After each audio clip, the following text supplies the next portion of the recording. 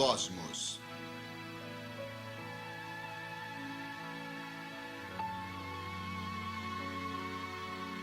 De Carl Sagan. Uma viagem pessoal.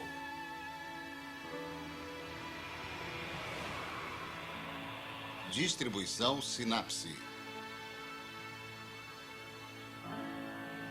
Viagens no espaço e no tempo.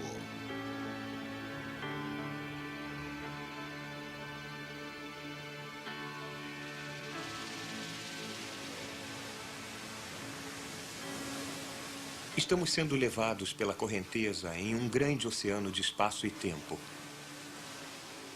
Nesse oceano, os fatos que moldam o nosso futuro estão se desenrolando. Cada criatura e cada mundo, até a estrela mais remota, deve a sua existência ao grande curso. As forças implacáveis da natureza. Mas também há casos menores. Nós somos levados com nosso planeta ao redor do Sol. A Terra fez mais de 4 bilhões de circuitos em volta da nossa estrela desde sua origem. O próprio Sol viaja pelo núcleo da galáxia Via Láctea. A nossa galáxia está se deslocando entre as outras galáxias. Nós sempre fomos viajantes espaciais. Estes finos grãos de areia são todos mais ou menos uniformes em tamanho. Foram produzidos de rochas maiores através de eras de empurrões e atritos, abrasão e erosão, movidos em parte pelos distantes Lua e Sol. Então, as raízes do presente estão enterradas no passado. Nós também somos viajantes no tempo.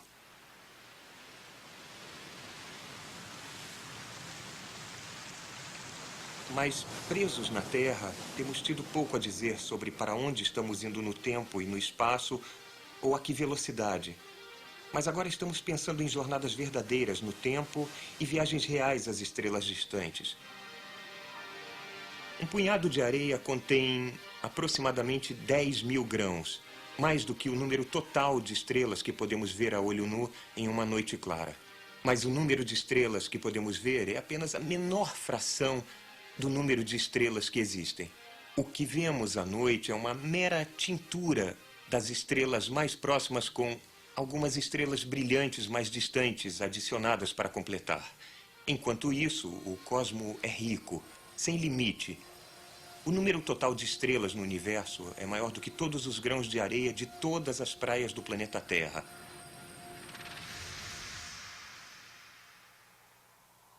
Há muito tempo, antes de sabermos que as estrelas são sóis distantes, elas pareciam para nós formar imagens no céu. Basta ligar os pontos. A constelação chamada hoje de Ursa Maior teve muitas outras encarnações. Toda a cultura antiga e moderna botou seus totens e preocupações entre as estrelas. De um burocrata chinês a um carroção alemão.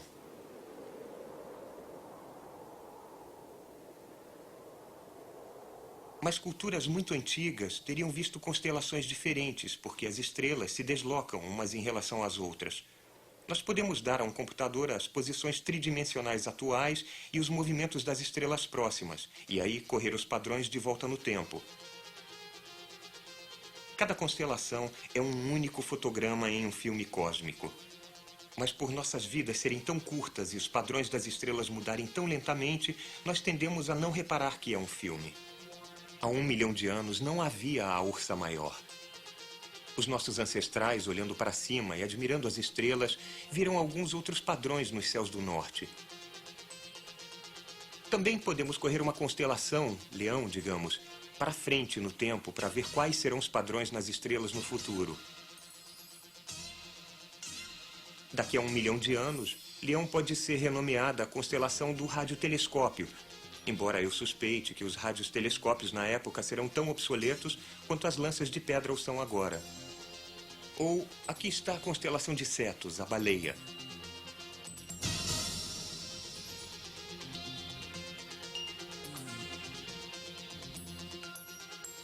Há 1 milhão de anos, ela poderia ser chamada de outra coisa. Talvez a lança.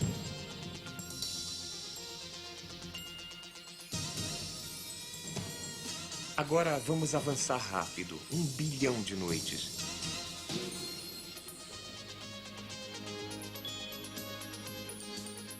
Daqui a milhões de anos, uma outra imagem muito diferente será apresentada neste filme cósmico.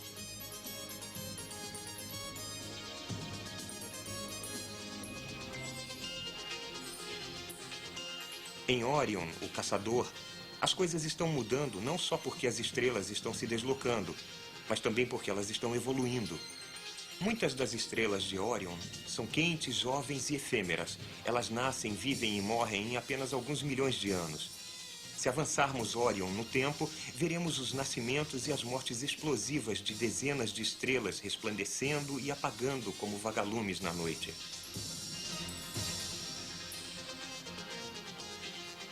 Se esperarmos o suficiente, veremos as constelações mudarem.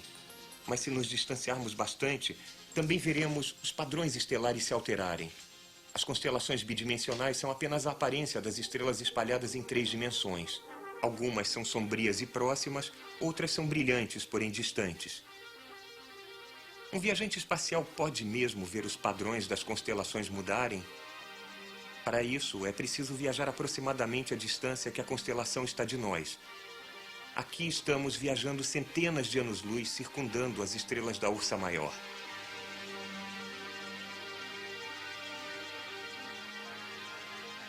Os habitantes dos planetas em volta das outras estrelas vão ver constelações muito diferentes do que nós vemos, porque seus pontos favoráveis são diferentes.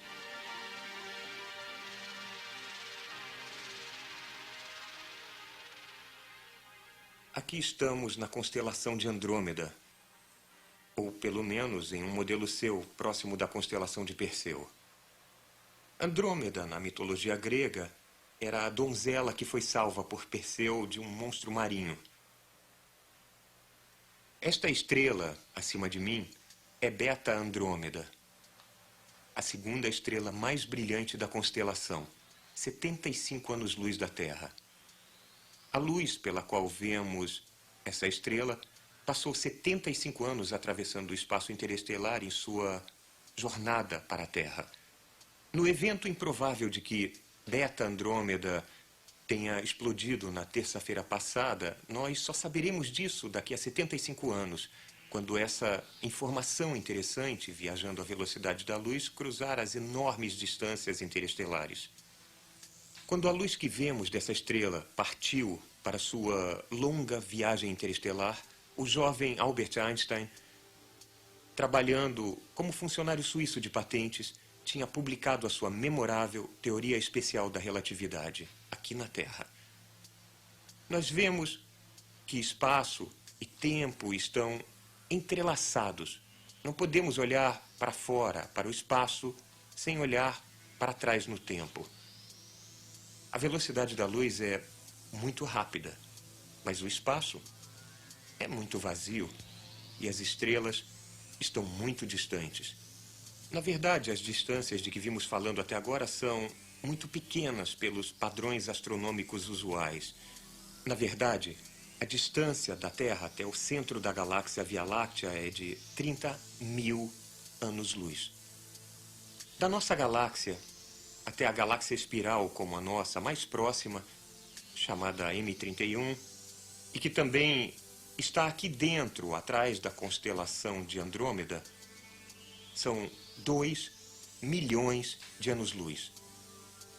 Quando a luz da M31 que vemos hoje partiu para sua jornada para a Terra, não havia seres humanos na Terra, embora os nossos ancestrais estivessem evoluindo lindamente, muito rapidamente, até a nossa forma atual.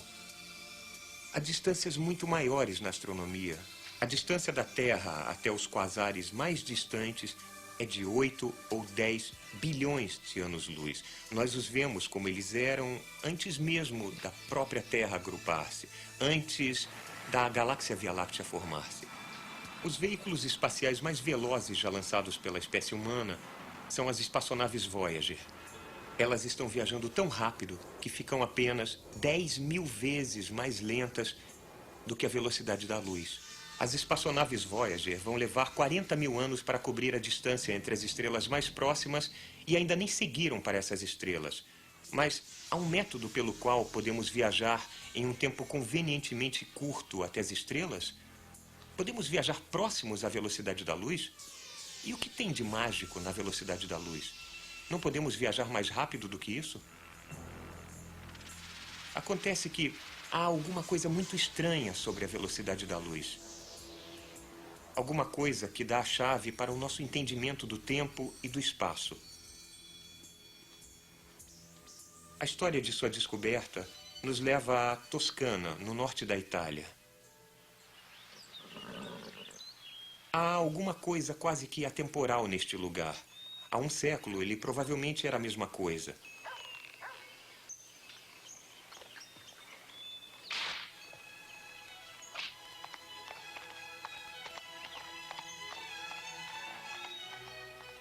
Se tivéssemos viajado por estas estradas no verão de 1895, poderíamos ter encontrado um jovem alemão de 16 anos de idade, excluído do segundo grau. Seu professor tinha dito que ele jamais seria alguma coisa, que a sua atitude destruía a disciplina da classe, que ele ficaria melhor fora da escola. Então ele saiu e veio para cá, onde gostava de vagar por estas estradas, dando um reino livre para sua mente explorar. Um dia ele começou a pensar sobre a luz, sobre como ela viaja rápido. Em nossa vida diária, sempre medimos a velocidade de um objeto que se desloca em relação a uma outra coisa. Por exemplo, eu estou me deslocando a cerca de 10 km por hora em relação ao chão. Mas o chão não está parado. A Terra está girando a mais de 1.600 km por hora e a própria Terra está orbitando o Sol. E o Sol está se deslocando entre as estrelas errantes e assim por diante.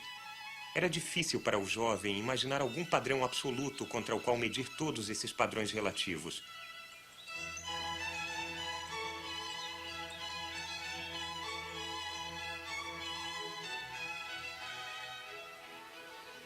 Ele sabia que algumas ondas eram vibrações do ar e que sua velocidade era medida relativamente ao próprio ar.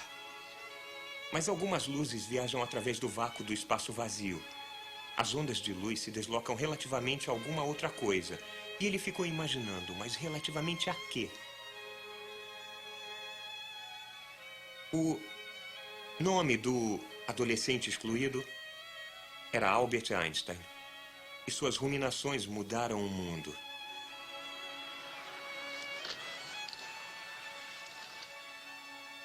Ele tinha ficado fascinado pelo livro de Bernstein, de 1869, Livro do Povo de Ciência Natural. Aqui, logo na primeira página, ele descreve a assombrosa velocidade da eletricidade pelos fios e da luz pelo espaço. Einstein imaginou, talvez pela primeira vez aqui no norte da Itália, como seria o mundo se pudéssemos viajar à velocidade da luz. Viajar à velocidade da luz. Que pensamento cativante e mágico para um adolescente na estrada, onde o interior está salpicado e banhado pela luz do sol.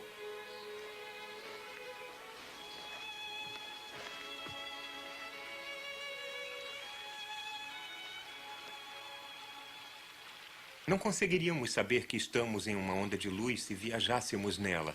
Se começássemos na crista de uma onda, ficaríamos na crista e perderíamos a noção de que é uma onda. Acontece uma coisa engraçada na velocidade da luz.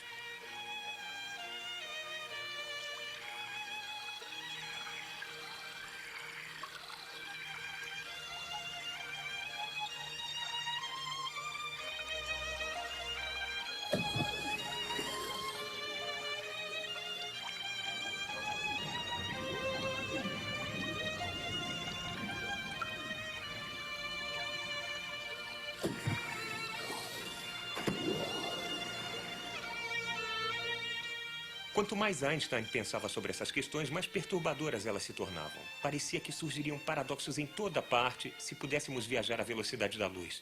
Certas ideias tinham sido aceitas como verdade sem um pensamento suficientemente cuidadoso. Uma dessas ideias tinha a ver com a luz de um objeto em movimento. As imagens pelas quais vemos o mundo são feitas de luz e são transmitidas à velocidade da luz. 300 mil quilômetros por segundo. Vocês bem que poderiam achar que a minha imagem deveria estar à minha frente, somando a velocidade da luz com a velocidade da bicicleta. Se estou me deslocando em sua direção mais rápido do que um cavalo e uma carroça, então a minha imagem deveria estar aproximando-se de vocês exatamente mais rápido assim. A minha imagem deveria chegar mais cedo, mas na realidade não se vê atraso algum. Em uma colisão próxima, por exemplo, sempre vemos tudo acontecer de uma vez. Cavalo, carroça, guinada, bicicleta, tudo simultâneo. Mas como seria se fosse apropriado somar as velocidades? Já que estou indo na sua direção, vocês somariam a minha velocidade à velocidade da luz. Então a minha imagem deveria chegar antes da imagem do cavalo e da carroça. Eu pedalaria normalmente em sua direção. De repente, para mim, uma colisão pareceria iminente. Mas vocês me veriam dar uma guinada sem razão aparente e ter uma colisão contra nada. Bom, o cavalo e a carroça não estão na sua direção.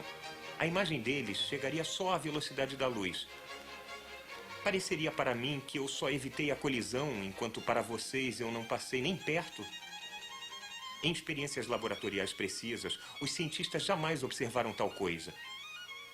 Se o mundo é para ser entendido, se formos evitar os paradoxos lógicos quando viajamos a altas velocidades, então há certas regras que devem ser obedecidas. Einstein chamou essas regras de teoria especial da relatividade. A luz de um objeto em movimento viaja à mesma velocidade, não importa se o objeto está parado ou em movimento. Tu não deves somar a minha velocidade à velocidade da luz. E também objeto material algum pode viajar a ou além da velocidade da luz. Nada na física nos impede que viajemos o mais próximo da velocidade da luz que quisermos. A 99,9% da velocidade da luz está ótimo. Mas não importa o quanto tentemos, jamais ganharemos este último ponto decimal. Porque o mundo, para ser logicamente consistente, tem que ter um limite cósmico de velocidade. O estalar de um chicote é devido à sua ponta se deslocar mais rápido do que a velocidade do som. Ela produz uma onda de choque, um pequeno estampido sônico no interior italiano. Um trovão tem uma origem similar, e também o som de um avião supersônico. Então, por que a velocidade da luz é uma barreira bem maior do que a velocidade do som? A resposta não é apenas porque a luz viaja cerca de 1 milhão de vezes mais rápido do que o som. Não é meramente um problema de engenharia, como o avião supersônico. Em vez disso, a barreira da luz é uma lei fundamental da natureza, tão básica quanto a gravidade. Einstein achou a sua estrutura absoluta para o mundo. Este pilar firme entre todos os movimentos relativos do cosmos. A luz viaja muito rápido, não importa o quanto a sua fonte esteja se movimentando. A velocidade da luz é constante, relativa a tudo mais. Nada pode alcançar a luz.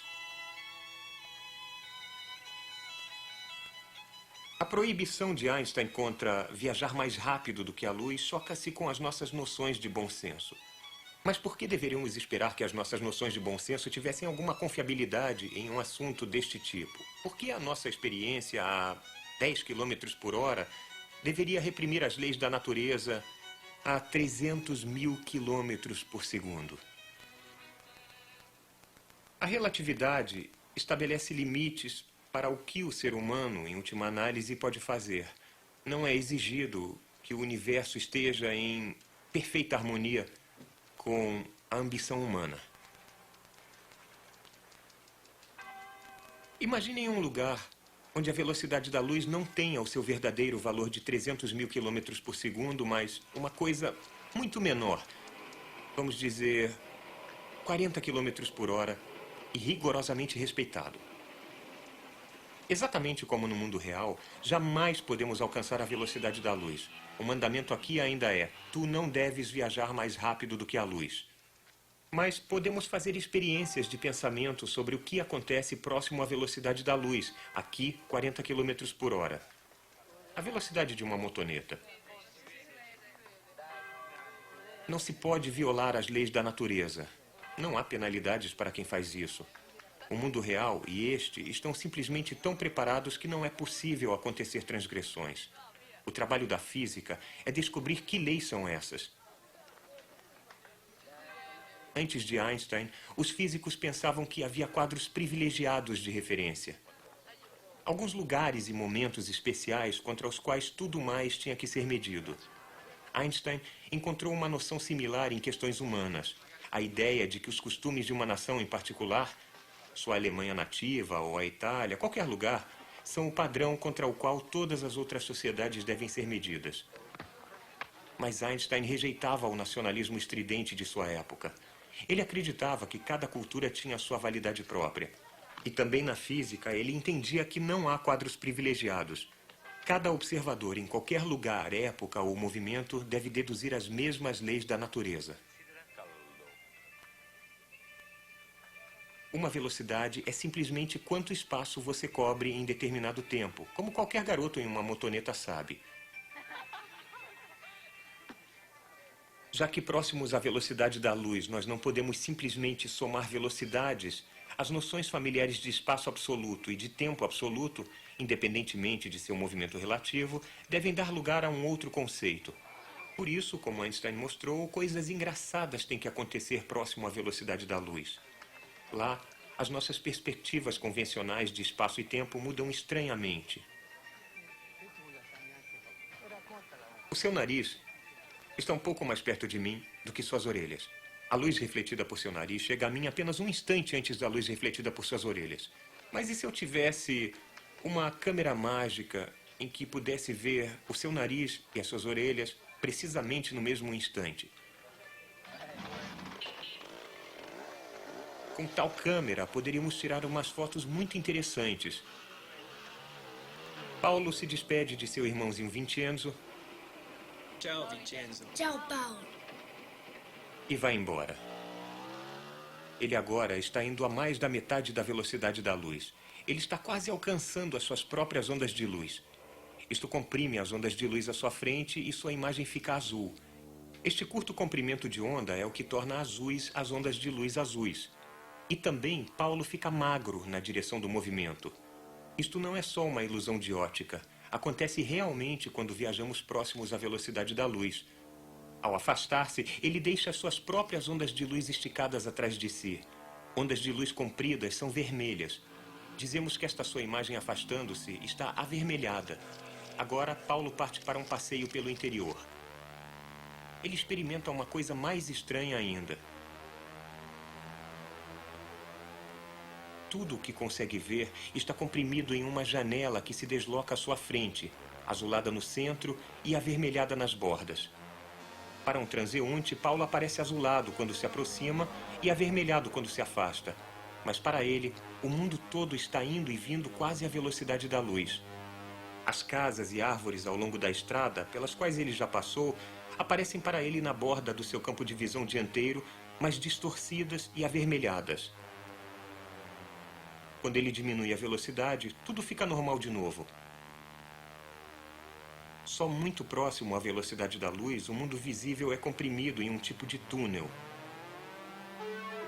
Nós veríamos realmente essas distorções se conseguíssemos viajar próximos à velocidade da luz. Um dia, talvez, os navegadores interestelares vão tomar o rumo para as estrelas que estão atrás deles, cujas imagens se reuniram todas na tela dianteira. O aspecto mais bizarro de viajar próximo à velocidade da luz é que o tempo anda mais lento. Todos os relógios, mecânicos e biológicos, batem mais devagar próximos à velocidade da luz. Mas relógios estacionários batem no compasso usual.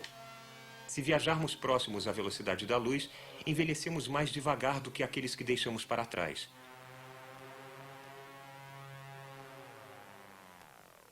O relógio de Paulo e seu sentido interno de tempo mostram que ele afastou-se dos amigos há apenas alguns minutos. Mas do ponto de vista deles, Paulo partiu há muitas décadas. Os seus amigos cresceram, mudaram-se e morreram. E seu irmão mais novo esperou pacientemente por ele esse tempo todo. Os dois irmãos experimentaram o paradoxo da dilatação do tempo. Eles depararam-se com a relatividade especial de Einstein. Vincenzo.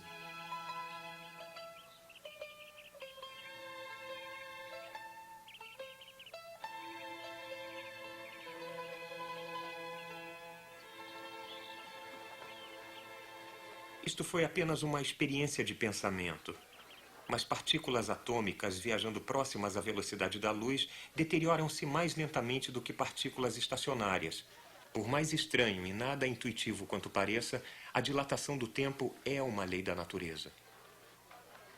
Viajar próximo à velocidade da luz é um tipo de elixir da vida. Pelo fato do tempo ficar mais lento próximo à velocidade da luz, a relatividade especial nos fornece um meio de irmos às estrelas. Esta região do norte da Itália não é apenas o caldeirão de alguns dos pensamentos do jovem Albert Einstein. Também é o lar de um outro grande gênio que viveu 400 anos antes, Leonardo da Vinci. Leonardo deliciava-se ao subir estas colinas para ver o solo de uma grande altura, como se fosse um pássaro sobrevoando a região. Ele desenhou as primeiras vistas aéreas de paisagens, cidades, fortificações. Eu estava falando de Einstein dentro e em volta desta cidade de Vinci, na qual Leonardo nasceu. Einstein respeitava extremamente Leonardo, e seus espíritos, em certo sentido, ainda habitam estes campos.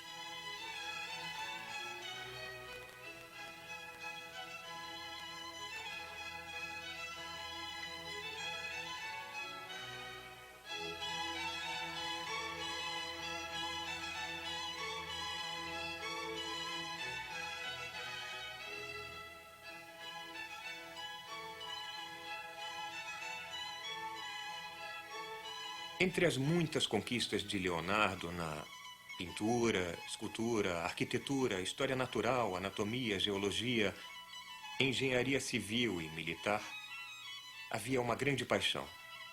Ele queria construir uma máquina que voasse. Ele fez esboços de tais máquinas, construiu modelos em miniatura, construiu grandes protótipos em escala real, e nenhuma delas jamais funcionou. Principalmente porque não havia máquinas de capacidade adequada disponíveis na época. A tecnologia não estava preparada. Os projetos, no entanto, eram brilhantes. Por exemplo, esta máquina, parecida com um pássaro, aqui no Museu Leonardo, na cidade de Vinci. Os grandes projetos de Leonardo encorajaram engenheiros em épocas posteriores, embora o próprio Leonardo tenha ficado muito deprimido com esses fracassos. Mas ele não teve culpa, afinal de contas, ele estava preso no século XV. Um caso, de certo modo similar, ocorreu em 1939, quando um grupo de engenheiros que se denominava Sociedade Britânica Interplanetária resolveu projetar uma nave que levaria o homem à Lua. Bom, não era de modo algum o mesmo projeto da nave Apollo, que realmente levou o homem à Lua alguns anos mais tarde. Mas aquele projeto sugeria que uma missão à Lua poderia um dia ser uma possibilidade prática da engenharia. Hoje, nós temos projetos preliminares de naves que vão levar o homem às estrelas. Elas são construídas na órbita terrestre e de lá vão aventurar-se em suas grandes viagens interestelares. Um deles é chamado Projeto Orion. Ele utiliza armas nucleares, bombas de hidrogênio contra uma placa inercial, com cada explosão provendo um tipo de tuk-tuk. Um vasto barco a motor nuclear no espaço. Orion parece totalmente prático e estava em sério desenvolvimento nos Estados Unidos até a assinatura do Tratado Internacional que proíbe explosões de armas nucleares no espaço. Para mim, a nave Orion é o melhor uso de armas nucleares em que eu posso pensar, contanto que as naves não partam muito próximas da Terra.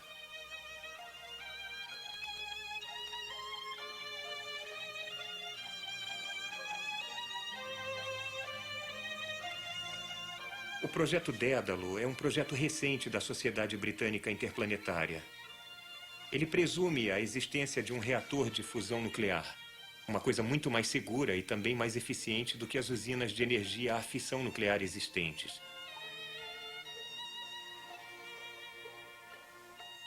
Nós ainda não temos reatores de fusão. Um dia, muito em breve, poderemos ter.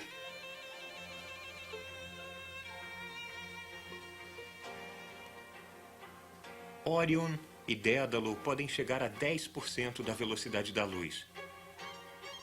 Então, uma viagem a Alfa Centauro, distante 4 anos-luz e meio, levaria 45 anos, menos do que uma existência humana. Tais naves podem não viajar próximas o bastante da velocidade da luz para que os efeitos de desaceleração do tempo da relatividade especial tornem-se importantes. Não parece provável que tais naves sejam construídas antes da metade do século XXI, embora possamos construir uma astronave Orion agora. Para os que viajassem para além das estrelas próximas, algo teria que ser adicionado. Talvez eles pudessem utilizar naves que abrigassem várias gerações. Então, os que chegariam seriam os descendentes remotos daqueles que partiram originalmente muitos séculos antes. Ou talvez sejam descobertos alguns meios seguros de hibernação humana para que os viajantes do espaço possam ser congelados e depois descongelados quando chegarem ao destino séculos mais tarde. Mas o voo espacial interestelar rápido, aproximando-se da velocidade da luz, é muito mais difícil. Este não é um objetivo para 100 anos, mas para 1000 ou para 10.000. Mas também é possível. Foi proposto um tipo de motor a jato interestelar que recolhe os átomos de hidrogênio que flutuam entre as estrelas, acelera-os para dentro de uma turbina e cospe-os de volta. Mas no espaço sideral há um átomo para cada 10 centímetros cúbicos de espaço. Para um motor funcionar, ele tem que ter uma concha frontal de centenas de quilômetros. Quando a nave atingir velocidades relativistas, os átomos de hidrogênio vão estar em movimento com respeito à espaçonave interestelar, próximos à velocidade da luz. Se não forem tomadas precauções, os passageiros serão fritados por esses raios cósmicos induzidos. Há uma solução proposta: ser usado um laser para retirar elétrons dos átomos e deixá-los eletricamente carregados enquanto eles ainda estiverem distantes. E ser usado um campo magnético extremamente forte para desviar os átomos carregados para a concha e para longe do resto da espaçonave. Esta é uma engenharia em uma escala até agora sem precedentes na Terra. Estamos falando de motores do tamanho de mundos pequenos.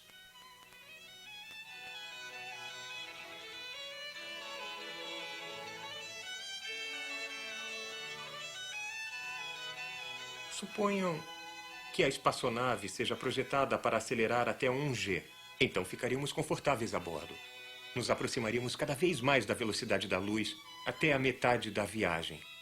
Então, a espaçonave é virada e desaceleramos a 1G até o destino. Na maior parte da viagem, a velocidade ficaria muito próxima à velocidade da luz e o tempo iria desacelerar enormemente. Mas quanto? A estrela de Barnard pode ser alcançada por uma nave assim em 8 anos, tempo da nave. O centro da galáxia Via Láctea em 21 anos. A galáxia Andrômeda em 28 anos. É claro, as pessoas que ficassem na Terra veriam as coisas de um modo bem diferente. Em vez dos 21 anos até o centro da galáxia, para elas seriam 30.000 anos. Quando voltássemos, muito poucos amigos nossos estariam aqui para saudar-nos. Em princípio, tal viagem, aumentando os pontos decimais cada vez mais perto da velocidade da luz, permitir-nos-ia até circunnavegar o universo conhecido em 56 anos, tempo da nave. Iríamos voltar dezenas de bilhões de anos no futuro distante, com a Terra carbonizada e o Sol morto. O voo espacial relativista torna o universo acessível para civilizações avançadas, mas apenas para aqueles que viajarem, não para aqueles que ficarem em casa. Esses projetos provavelmente estão mais longe da verdadeira espaçonave interestelar do futuro do que os modelos de Leonardo estão dos transportes supersônicos do presente. Mas se nós não nos destruirmos, eu acredito que um dia iremos nos aventurar nas estrelas. Quando o nosso sistema solar for todo explorado, os planetas de outras estrelas vão acenar.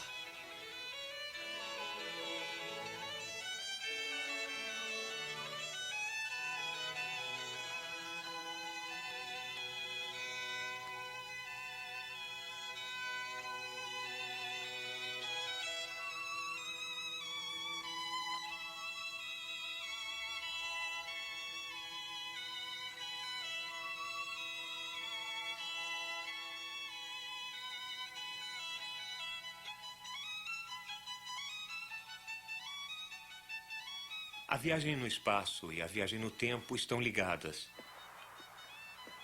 Viajar rápido para o espaço é viajar rápido para o futuro. Nós viajamos para o futuro, embora lentamente, o tempo todo. Mas e o passado? Poderíamos viajar para ontem? Muitos físicos acham que isto é fundamentalmente impossível, que não há como construirmos um aparelho que nos leve para trás no tempo. Alguns dizem que mesmo se construíssemos tal aparelho, ele não prestaria para nada, não poderíamos afetar significativamente o passado. Por exemplo, suponham que viajemos para o passado e, de alguma forma, evitemos que os nossos pais se conheçam. Bom, aí nós provavelmente jamais nasceríamos, o que é uma contradição, não é? Já que nós estamos lá. Outros acham que as duas histórias alternativas têm igual validade, que são fios paralelos, meadas de tempo que poderiam existir lado a lado. A história na qual jamais nascemos e a história da qual conhecemos tudo. Talvez o próprio tempo tenha muitas dimensões em potencial, apesar do fato de estarmos condenados a experimentar apenas uma dessas dimensões. Bom, suponham que consigamos voltar ao passado e realmente mudá-lo para, digamos, convencer a rainha Isabela a não financiar Cristóvão Colombo. Aí, iríamos ter disparado uma sequência diferente de fatos históricos que as pessoas que deixamos para trás em nossa época jamais conhecerão. Se esse tipo de viagem no tempo fosse possível, então toda a sequência imaginável de história alternativa pode, em certo sentido, existir. Seria possível um viajante do tempo mudar profundamente o curso da história? Bom, vamos pensar sobre isso. A história consiste, em sua maior parte, de uma multidão complexa de fios profundamente entrelaçados. Forças biológicas, econômicas e sociais que não são facilmente desemaranhadas. Os gregos antigos imaginavam que o curso dos eventos humanos era um tipo de tapeçaria criada por 3 deusas, as Parcas. Fatos menores aleatórios geralmente não têm consequências de longo curso, mas alguns que ocorrem em conjunturas críticas podem alterar a tecedura da história. Pode haver casos em que mudanças profundas podem ser feitas por ajustes relativamente triviais. Quanto mais no passado está um fato, mais poderosa a sua influência. E se o nosso viajante do tempo tivesse convencido a rainha Isabela de que a geografia de Colombo estava errada? Quase que com certeza, um outro europeu teria velejado para o oeste, para o Novo Mundo, logo depois. Era a época certa para isso. O atrativo do comércio de especiarias, as melhorias na navegação e a concorrência entre forças europeias rivais, tudo implicava que a descoberta da América por volta de 1500 era inevitável. É claro, não haveria nenhum selo para comemorar a audiência com Isabela e a República Sul-Americana da Colômbia seria conhecida por outro nome. Mas o grande quadro teria acontecido mais ou menos do mesmo modo. Para afetar profundamente o futuro, um viajante do tempo teria que escolher, ele provavelmente teria que intervir em vários fatos que estão selecionados muito cuidadosamente para poder mudar a tecedura da história. É uma fantasia deliciosa explorar esses outros mundos que nunca existiram. Se tivéssemos a máquina do tempo de H.G. Wells, talvez pudéssemos entender como a história realmente funciona. Se uma pessoa visivelmente essencial jamais tivesse vivido, Paulo, o apóstolo, ou Pedro o Grande, ou Pitágoras, o quão diferente seria realmente o mundo? E se a tradição científica dos antigos gregos jônios tivesse prosperado e florescido? Isso iria requerer que muitos fatores sociais da época fossem diferentes, inclusive a sensação comum de que a escravidão era certa e natural. Mas e se aquela luz que tinha aparecido no Mediterrâneo Oriental há cerca de 2.500 anos não tivesse se apagado?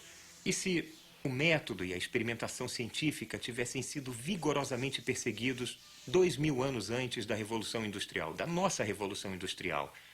E se o poder desse novo modo de pensar, o método científico, tivesse sido apreciado em geral? Eu acho que poderíamos ter poupado 10 ou 20 séculos. Talvez as contribuições que Leonardo fez tivessem sido feitas 1.000 anos antes e as contribuições de Einstein 500 anos antes. Não que essas pessoas teriam feito essas contribuições porque elas viveram apenas na nossa linha do tempo. Se os jônios tivessem vencido, nós poderíamos agora, eu acho, estar indo às estrelas. Poderíamos ter neste momento as primeiras naves de inspeção voltando com resultados assombrosos de Alfa Centauro e da estrela de Barnard, de Sirius e de Tau 7. Haveria agora grandes frotas de transportes interestelares sendo construídas na órbita da Terra. Pequenas sondas de inspeção não tripuladas, naves de passageiros para imigrantes, talvez, ou grandes espaçonaves mercantes para voar para espaços entre as estrelas. Em todas essas naves, haveria símbolos e inscrições nos lados. As inscrições, se olhássemos de perto, seriam em grego. O símbolo, talvez, fosse o dodecaedro. E a inscrição nos lados das naves para as estrelas, algo como espaçonave Teodoro do planeta Terra.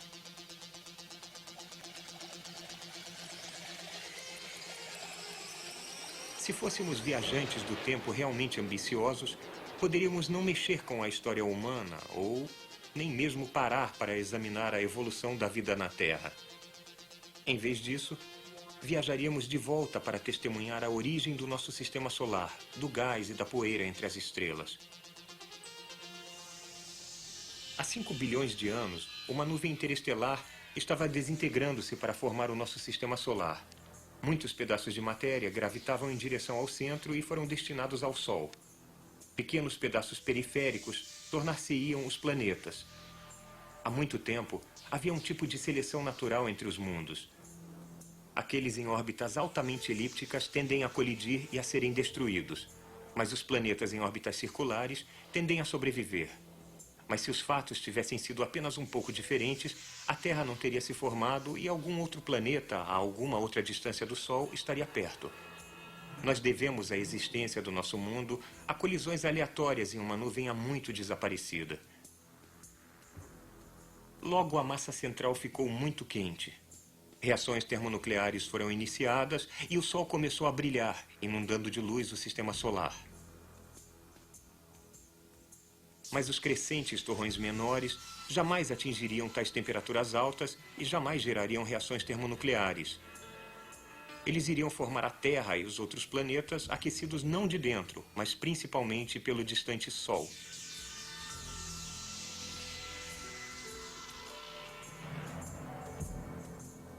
O acréscimo continuou até que quase todo o gás, poeira e mundinhos pequenos fossem atraídos pelos planetas sobreviventes.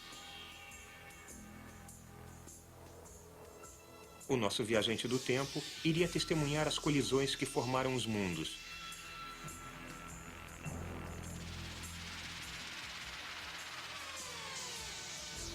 Exceto pelos cometas e asteroides, o caos do sistema solar inicial foi reduzido a uma simplicidade notável. Uns 9 planetas principais em órbitas quase circulares e poucas dúzias de luas.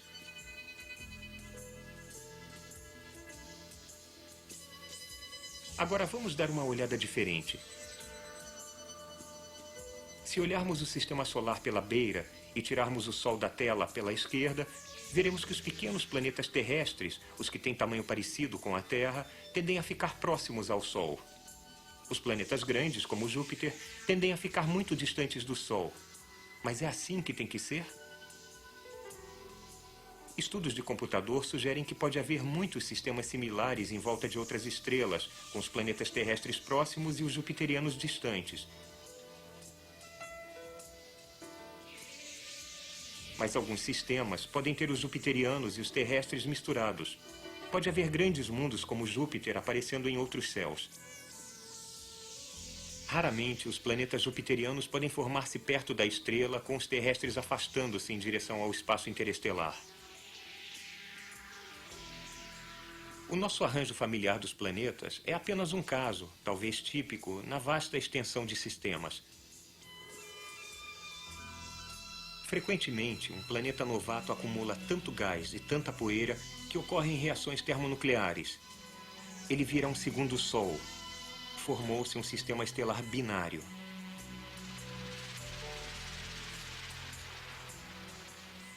Da maioria desses mundos, a vista será deslumbrante. Nenhum deles será idêntico à Terra. Poucos serão hospitaleiros. Muitos vão parecer hostis. Onde há 2 sóis no céu, todo objeto vai projetar 2 sombras.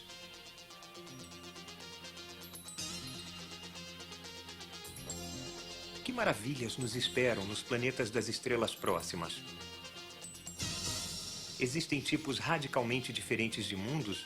Formas inimaginavelmente exóticas de vida? Talvez em mais 1 ou 2 séculos, quando o nosso sistema solar for todo explorado, nós também iremos botar o nosso próprio planeta em ordem.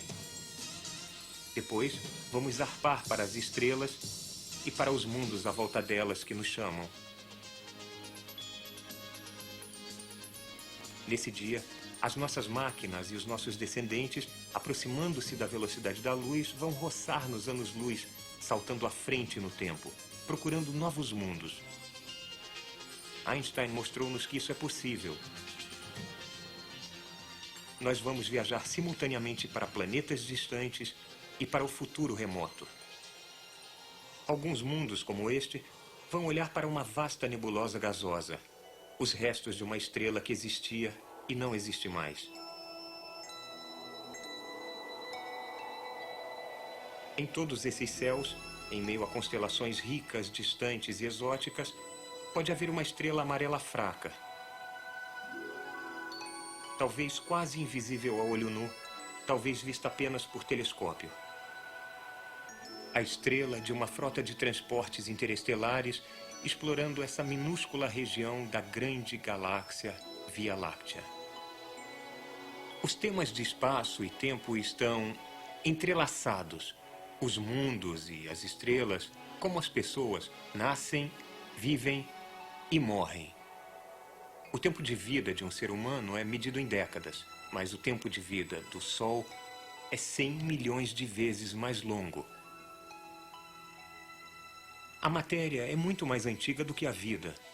Bilhões de anos antes do Sol e da Terra formarem-se, os átomos estavam sendo sintetizados no interior de estrelas quentes e depois voltaram para o espaço quando as estrelas explodiram. Planetas quase formados foram feitos destes escombros estelares. A Terra e cada ser vivo são feitos de material estelar.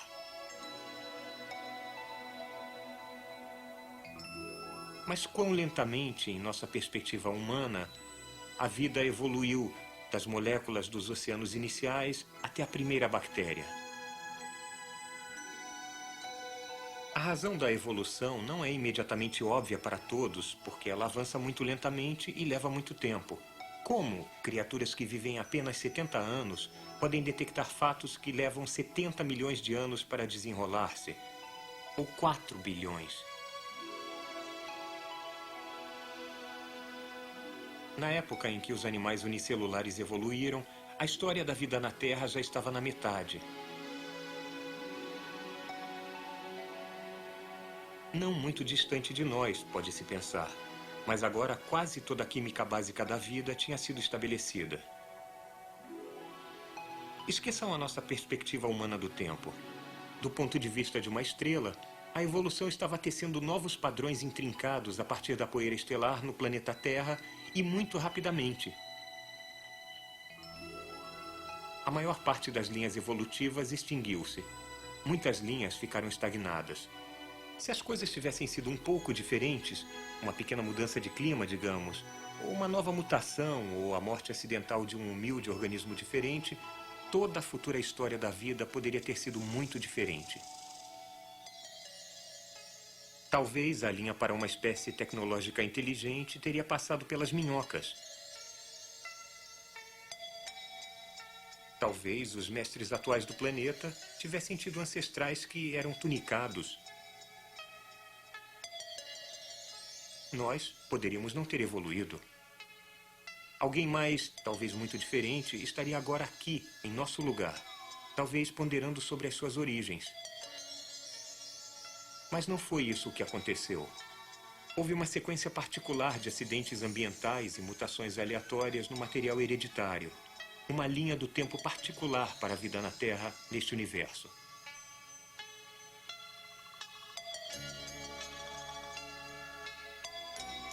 Como resultado, os organismos dominantes no planeta hoje vêm dos peixes. No caminho, foram extintas muito mais espécies do que as que existem agora. Se a história tivesse uma tecedura ligeiramente diferente, alguns desses organismos extintos poderiam ter sobrevivido e prosperado. Mas, ocasionalmente, descobre-se que uma criatura que acreditava-se estar extinta há centenas de milhões de anos está viva e bem. O selacanto, por exemplo. Por 3 bilhões e meio de anos, a vida aconteceu exclusivamente na água. Mas agora, em uma grande aventura de tirar o fôlego, ela chegou à Terra. Mas se as coisas tivessem sido um pouco diferentes, a espécie dominante ainda poderia estar no oceano ou poderia ter desenvolvido espaçonaves para levá-la totalmente para fora do planeta.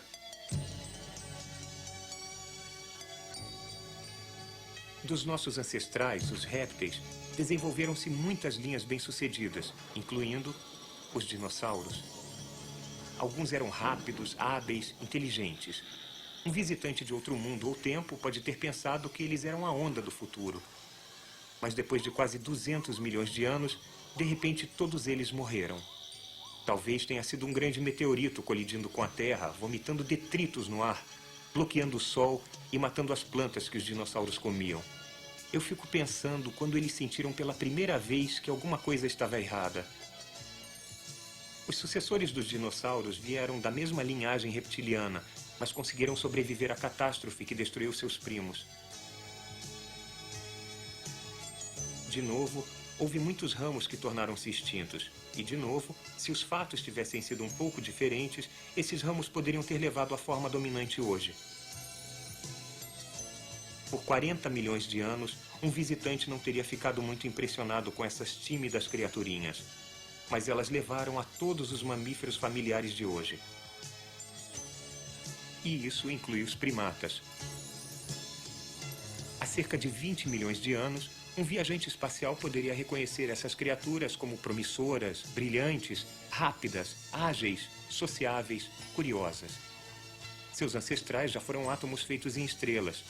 Depois, moléculas simples, células únicas, pólipos presos no fundo do oceano, peixes, anfíbios, répteis, musaraños. Mas depois eles desceram das árvores e ficaram eretos. Criaram um cérebro enorme. Desenvolveram a cultura.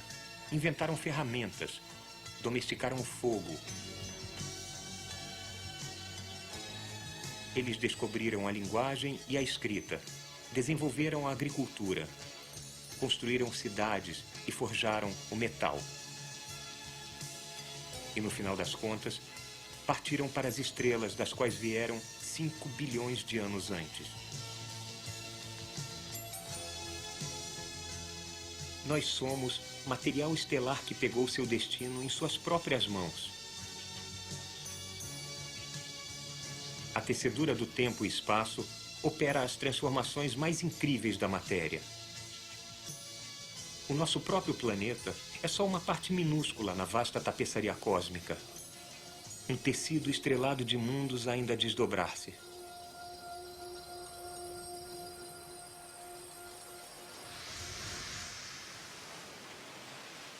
Esses mundos no espaço são tão incontáveis quanto todos os grãos de areia de todas as praias da Terra. Cada um desses mundos é tão real quanto o nosso. Em cada um deles há uma sucessão de incidentes, fatos, ocorrências que influenciam o seu futuro. Mundos incontáveis, momentos inumeráveis, uma imensidão de tempo e espaço.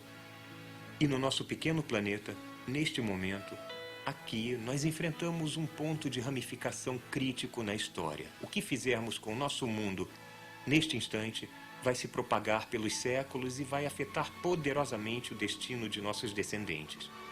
Por certo, nós poderemos destruir a nossa civilização e também, talvez, a nossa espécie.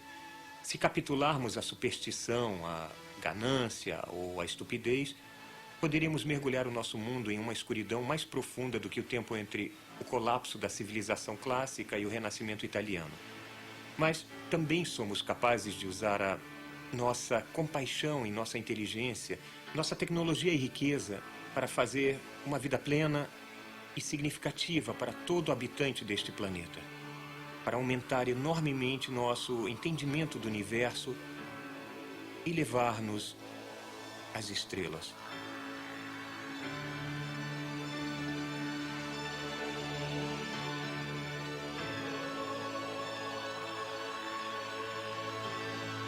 Cosmos, atualização. Na nossa sequência da motoneta, mostramos como poderia ficar a paisagem se a atravessássemos próximos à velocidade da luz. A partir de então, inspirado por esta sequência, Ping Kang-seung, da Universidade Carnegie Mellon, produziu uma animação por computador exata. É isto que veríamos se viajássemos em velocidades comuns por esta treliça vermelha e branca. Mas é assim que apareceria se viajássemos pela mesma rota, próximos à velocidade da luz. Estamos provavelmente muitos séculos distantes de viajar próximos a tal velocidade e de experimentar a dilatação do tempo. Mas mesmo então, não seria rápido o bastante se quiséssemos viajar para algum lugar distante na galáxia, digamos, e voltar à Terra em nossa própria época. Alguns anos depois de terminar Cosmo, eu tirei um tempo do meu trabalho científico para escrever um romance. Um romance sobre viajar ao centro da galáxia Via Láctea. Eu queria imaginar seres e civilizações muito mais avançados do que nós, mas não queria ignorar as leis da física.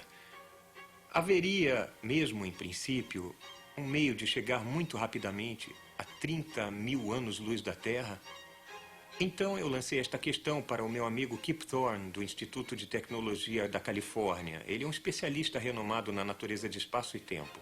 Kip pensou no assunto por um tempo e respondeu com cerca de 50 linhas de equações que mostravam que uma civilização realmente avançada poderia estabelecer e manter abertos buracos de minhocas que podemos imaginar como tubos através da quarta dimensão, que conectam a Terra com outro lugar no universo sem ter que atravessar a distância intermediária, mais ou menos como rastejar por um buraco do bicho da maçã. Eu fiquei muito feliz com este resultado e o usei como trama-chave em Contato. Mas tais buracos de minhoca no espaço também seriam máquinas do tempo, pareceu-me. E eu também usei essa noção em meu romance Contato. Kip Thorne e seus colegas provaram mais tarde, ou assim pareceu, que a viagem no tempo deste tipo era possível. Aqui. Vejam isto. A questão-chave que está sendo explorada agora é se tal viagem no tempo pode ser feita de modo consistente, com as causas precedendo os efeitos em vez de seguirem-se a eles. A natureza inventou isso para que, mesmo com uma máquina do tempo, não possamos intervir para evitar nossa própria concepção, por exemplo? Mesmo se a viagem no tempo for realmente possível, ela está longe em nosso futuro tecnológico. Mas talvez outros seres, muito mais avançados do que nós, estejam viajando até o futuro distante e ao passado remoto, não a miseráveis 40 anos atrás na Terra, mas para testemunhar a morte do Sol, digamos, ou a origem do cosmo. Versão brasileira MG Studio.